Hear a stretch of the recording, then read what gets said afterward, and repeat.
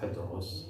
معكم أستاذ الشيخ بن علي عبد القادر. نواصل إن شاء الله تعالى اليوم مع نبدأ اليوم إن شاء الله تعالى partie 2 من chimie liée à la chimie des solutions aqueuses. On va voir aujourd'hui les solutions acides et les solutions basiques. Donc, avant de commencer les solutions acides et les solutions basiques, on va définir la chose suivante. Soit la réaction suivante est une réaction limitée, ça veut dire que c'est une réaction qui se déroule dans les deux sens. Les réactifs vont disparaître pour donner des produits et les produits entre eux donnent aussi des réactifs. Donc, il y aura deux sens, un sens vers la droite et un sens vers la gauche. Donc, c'est une réaction limitée. À la fin de la réaction, tous les réactifs ne disparaissent pas totalement. Donc, les réactifs ne disparaissent pas totalement. Donc, ce n'est pas une réaction totale. Donc, pour ce type de réaction, on définit pour toute réaction. On va le définir ici pour une réaction limitée. Le quotient de la réaction qui est égal à l'activité de l'espèce C liée au des produits, l'activité des produits, l'activité des espèces liées aux produits. طبعا كل واحد منهم على puissance au coefficient stoichiométrique alpha والآخر θ divisé par les produits à la puissance de leur coefficient stoichiométrique. Donc là AX هذا هنا C و D و A و B représente l'activité des espèces chimiques. On a les valeurs suivantes. يساوي la concentration de l'élément A والله C non هنا l'élément C والله D والله I هم pour toutes les espèces du solide, parce que nous on travaille dans des solutions aqueuses ici. Le solvant ici c'est de l'eau. Si l'élément, l'espèce chimique est un solide et le solvant lui-même, par exemple le cas de l'eau ici, le solvant ou le solide, son activité est égale à 1. Donc le quotient de la réaction admet une valeur précise, l'équilibre, c'est la constante d'équilibre. Il y a la valeur de qui à l'équilibre, l'équilibre du système niveau du pli. Donc, la réaction, la vitesse de la réaction de disparition de la formation de la disparition des réactifs à la vitesse de leur formation déjà dans le sens contraire. Le système niveau du pli. Donc, نبدلوا A de leur valeur. Bon, bien sûr, c'est égal à 1 à tous les solvants. On va voir ça par exemple de l'eau. Donc, la valeur égale à la constante d'équilibre du système. Maintenant, on va prendre l'exemple d'un équilibre spécifique ou l'équilibre de l'autoprotélyse de l'eau. Pour la mise en évidence de ce phénomène, on va interpréter l'expérience suivante. Prenons un bécher qui contient de l'eau. On va plonger des électrodes dans l'eau pure. Ces deux électrodes sont liées à un interrupteur et à un générateur G qui délivre un générateur de force électromotrice. Si on ferme l'interrupteur K, on constate, on remarque une circulation d'un faible courant I. Ça s'explique par quoi? Ça s'explique par l'existence des ions dans l'eau au moment où le porteur de charge relève l'eau. Donc l'eau pure contient des ions. Alors comme il est un faible conducteur, ces ions existent à faible concentration. Donc le phénomène est l'autoprotélyse. L'autoprotélyse, la molécule d'eau est formée d'un oxygène et des hydrogènes. Ces molécules ont des chocs. Les chocs les molécules d'eau contenues dans le bécher, une molécule d'eau va perdre un proton. Un proton est H+. H+, l'atome d'hydrogène contient un électron et un proton. Donc, si elle perd cet électron, elle gagne le proton. Donc, si une molécule d'eau perd un proton, ça résulte de la formation de OH-. De même, la H+ perdu va être capté par une autre molécule d'eau pour lui donner l'existence, la formation d'un ion de H3+. Donc, vous voyez la réaction qui est dans le sens contraire, il perd H+ de l'eau. De même, H+ perdu et il capte OH- pour donner une autre molécule d'eau. Donc c'est une réaction qui s'effectue dans les deux sens, donc c'est une réaction limitée. Donc à l'équilibre, on va appliquer la règle est égale à H. Concentration de H3+ à la puissance, son coefficient stoichiométrique est moins 1. À la puissance 1. بالنسبة للو لو هنا هو le solvant هو المذوب le solvant donc son activité chimique est représentée par la valeur 1 au carré déterminée 1. Donc à 25 degrés, la valeur de K a une valeur précise est égale à 10 puissance moins 14, qui est le produit ionique de l'eau, la concentration de H3+ par la concentration de OH-. Et même une remarque sur la réaction de protolyse de l'eau fournit autant de OH- que H3+. اللي يخرج من OH- يعني مع اللي يخرج من H3+ اللي يسببوا له البروتون اللي يمشي من ذاك لذاك. Donc, les réflexes additifs. Donc, on définit la chose suivante, c'est le PKE. PKE, c'est moins log de KE. On a le logarithme, c'est le logarithme de base 10. Donc, à 25 degrés, PKE est égal à 14. J'ai bon, c'est le calcul. À 25 degrés, PKE est égal à moins log de KE est égal à 10 puissance moins 14. Log de 10 à la puissance A est égal à A, maintenant moins 14, d'un moment il est plus 14. Donc à 25 degrés est égal à A. Les autres valeurs sont données par expérience. On va calculer donc à 0 degré, PK est égal à 14,96, à 100 degrés est égal à 12,26. Donc la valeur de la valeur du PKE varie en fonction de la température du milieu réactionnel. Maintenant, on va passer à la définition de le potentiel d'hydrogène égale le pH. Donc, le pH, sa définition est la suivante, est égale à l'opposé des logarithmes décimal de la concentration des ions hydronium liant les ions H3O+. Donc, le pH est égal à moins log de, donc la concentration des ions hydronium est égale à moins log de concentration de H3O+. Donc, le pH mesure l'acidité ou la basicité des solutions. Ça veut dire quoi? Ça veut dire si on détermine la valeur de pH, on peut, à partir de la valeur de pH, déterminer si la solution est basique ou la solution est acide, voilà, et qu'elle est neutre. Maintenant, prenons l'exemple de la solution neutre. La solution neutre, sa particularité est la suivante. La concentration des ions H3+ est égale à la concentration des ions OH-. ونحن نعرف عن H3O+ فOH- est égal à KE. OH- من قد ما H3+. يعني H3+ هي H3+ au carré عاد تساوي KE اللي OH- est égal à H3+. يعني H3+ فH3+ est égal à KE. Donc هذا شنو معناه؟ معناه عن H3+ est égal à racine de KE. Donc ديروا لهم موين، donc موين log de H3+ est égal à موين log de racine de KE. راسين اللي هو على بيسانس 1 ديمي، مفتوحه من اللوغاريتم تعود 1 ديمي قدامهم معاهم موين جايين دايرهم ثنتين موين لوغ، دونك موين 1 ديمي لوغ دو كا، موين لوغ دو كا هي ديال بي كا كيف شفنا، دونك بدات 1 ديمي دو كا، دونك une solution neutre à la particularité suivante, de son pH est égal à la moitié de son pKe.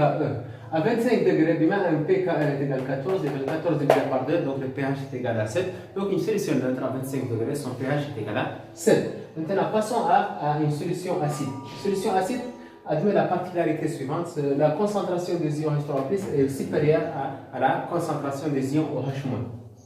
Or, H3+ est égal à quoi? Est égal à KS OH-. J'ai mis le fait que donc, au carré. Donc, H3+ au carré تساوي هذا ضرب H3+. بما ان H3+ اكبر من OH-، donc H3+ divisé par OH- هذا اكبر من 1. من يعود اكبر من 1 معناه ان هذا اكبر من KE. donc H3+ au carré اكبر من KE. ديروا لها موين لوغ اثنين اللي توفى من لوغ موين دو لوغ د H3+ موين لوغ د KE. موين لوغ د KE اللي هو PKE. donc دو pH inférieur عاد bon موين inférieur اللي ضربنا في موين. هو نقلبت l'inégalité. Donc 2 pH est inférieur à PKE, donc pH est inférieur à 1 demi de PKE. Donc c'est la caractéristique molécule d'une solution acide. Donc à 25 degrés, pH est inférieur à 1 demi de PKE qui est 14, lié sur 2, lié 7. Maintenant le pH d'une solution, donc une solution acide, maintenant le pH est inférieur à 7. De même, on va faire le cas d'une solution basique. La solution basique admet la caractéristique suivante, la concentration des ions H3+ elle est inférieure à la concentration des ions OH-. Or H3+ est égal à KE، اضربوا ذيك بهذه او كاري اللي تعود هذه inférieure à KE. المره اللي فاتت كانت حاجه جبرنا عنها supérieur، هنا تعود العكس تعود inférieure. ديروا لهم موين لوغ تنقلب l'inégalité. Donc moins de log de H3+ de moins de log معناها عندنا pH supérieur à KE. Donc pH est supérieur à 1 demi de PKE. À 25 degrés, c'est 14 divisé par 2. Donc le pH des solutions basiques est supérieur à 7. À partir de ces résultats, on peut dresser l'axe de pH. gradient de 0 à 14, la température est égale à 25 degrés Celsius. Donc la solution est neutre, pH est égal à 7. pH supérieur à 7, la solution est basique. pH inférieur à 7, la solution elle est acide. Donc après avoir défini le pH, on va maintenant déterminer les méthodes qu'on utilise pour déterminer la valeur du pH. Donc, la première méthode, c'est en utilisant un appareil, le pH mètre, c'est un appareil qui donne la valeur exacte du pH. Donc, si on se dispose d'une solution, ça c'est l'électrode du pH immergé dans la solution. L'écran du pH mètre indique la valeur. Par exemple, dans cet exemple, cette solution admet un pH de 11,2, donc c'est une solution basique. Donc, le pH mètre donne la valeur exacte du pH. Maintenant, on a deux autres méthodes, le pH mètre ou les indicateurs colorés. Le papier pH, les indicateurs colorés, ce sont des méthodes qui ne donnent pas la valeur exacte, mais donnent des valeurs approchées. Pour déterminer le pH avec un papier pH, on touche le papier avec un agitateur qui a été trempé dans la solution. Un agitateur, un verre, c'est un verre qu'on utilise pour agiter les solutions. نقبل به البابي pH تاخذي ندار عليها قطعه من la solution, on met une certaine goutte de la solution suivant la couleur indiquée sur le ruban. Le ruban contient des feuilles et il y a une indication qui indique certaines couleurs. On a des couleurs suivant la couleur.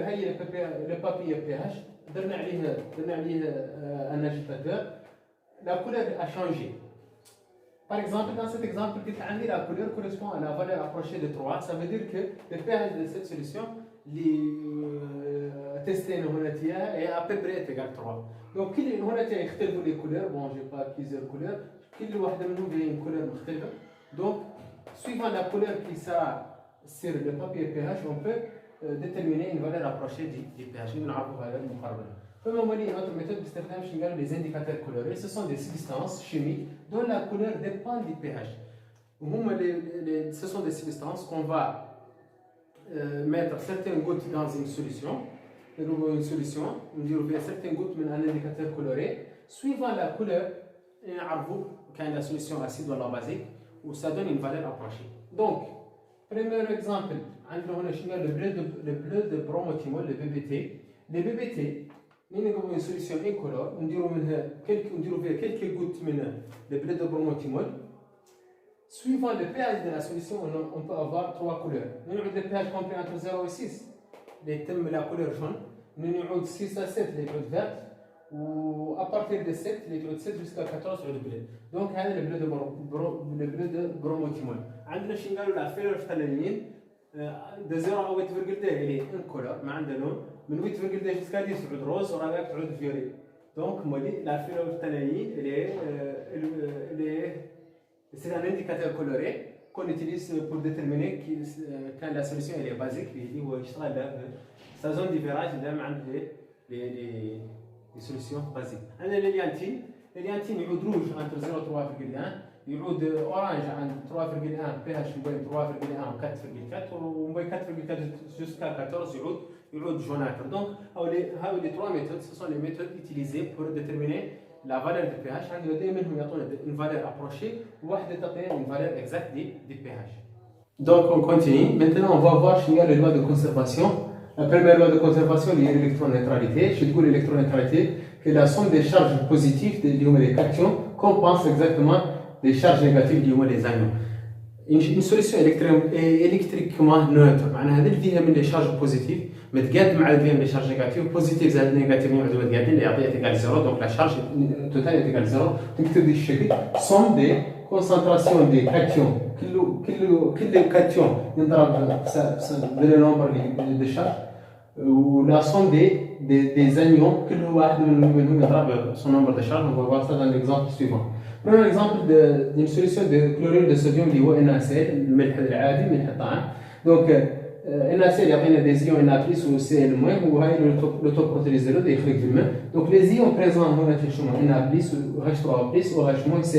يعني appliquer l'électronégativité الالكترونيوتراليتي معناها ان ا بليس سا شارج هنا هنا ما فيش معناها انه دونك ينضرب في سا كونسونطراسيون تنضرب في زائد لو دوزيام هنا تيا لو دوزيام هنا تي هاش 3 بليس مولي سا شارج ايكالا معناها مولي نضرب في سي لو موان سا شارج مولي موان زان اللي نضرب مولي هنا في انه اللي هو ايكالا وضع بي بالنسبه لها تيكالا نفس الشيء وهاش موان مين كان واحد منهم مثلا شارجي المهم كيف مثلا الكالسيوم ولا كان ولا الاكسجين اللي هو دوما تعود مضروبه في دم مثلا القضيه هنا حسب النمبر اللي قدام النمبر دي شارج هنا دونك هما كلهم ابليكين لا ريغل دونك لا سوم دي شارج بوزيتيف تساوي لا سوم دي شارج نيجاتيف دونك هذه هي الالكترونيوتراليتي مثلا نقيسو شنو قالوا لا كونسيرفاسيون دو لا ماتيير donc c'est qu'on ajoute N0 quantité initiale N0 mol d'un élément A dans une solution. Si N mol de cette espèce réagit, معناها كمية منها réagit, elle a réagi avec l'eau, elle va disparaître donc, dans la solution et N prime reste sans réagir. Je vous donne une partie restante qui n'a pas réagi. Donc on a la quantité initiale, c'est la quantité restante, c'est la quantité qui a disparu. اللي كان عامل يساوي اللي نتكل زائد اللي باقي. Ok. Donc, divisons par le volume de la solution qui est constant. Donc, la concentration initiale, tu sais, la concentration de l'élément A disparu, c'est la concentration de l'élément A restant. L'élément A restant, c'est R. Donc, on va voir ça avec l'application. L'application, je vous dis, on a une solution d'acide éthanoïque de concentration initiale, c'est égal à 10 puissance moins 3 mol litre moins 1. Son pH est égal à 3,9. On travaille à une température de 25 degrés, donc K est égal à 10 puissance moins 14.